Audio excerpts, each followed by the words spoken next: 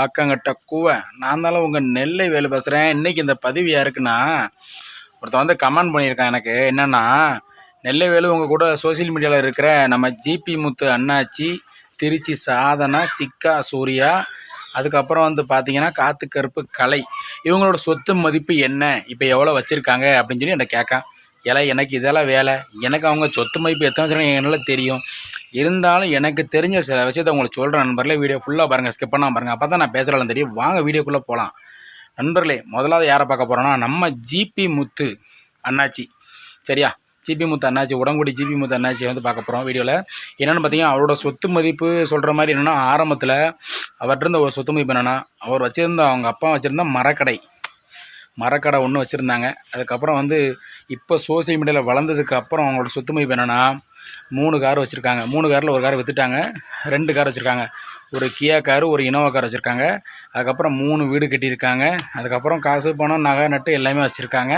அதுக்கப்புறம் இந்த விஜய் டிவியில் போனது, சன் டிவியில் போனது, அது காசுலாம் வந்திருக்கு, அது சேஃப்டி ஆகிட்டாங்க. பட் இப்போ வந்து அதுக்கப்புறம் நம்ம யாரை பற்றி பேச போகிறோம் அப்படின்னா, நம்ம திருச்சி சாதனா வந்து இந்த மீடியாவுக்குள்ளே வரும்போது ஆரம்பத்தில் அவங்களுக்கு இருக்க ஒரே சொத்து யாருன்னா அவங்க மாமா, சின்னத்துறை மாமன் தான். அந்த சின்னத்துறை மாமனுக்கு அப்புறம் இப்போ மீடியாவில் வந்து தங்கு திக்கிட்டு ஆடி சம்பாரிச்சது பார்த்திங்கன்னா, சாதனாவுக்கு இப்போ 2 வீடு சென்னையில் வேறு இடம் வாங்கியிருக்காங்களாம். பெரிய வீடு, 1.5 கோடிக்கு முதல் வீடு கட்டி பால் காய்ச்சினாங்க, எல்லாருக்குமே தெரியும். அதுக்கப்புறம் 2வது வீடு இப்போ கட்டிக்கிட்டு இருக்காங்க சென்னையில். 3வது இடம் சென்னையில் வாங்கியிருக்காங்களாம்.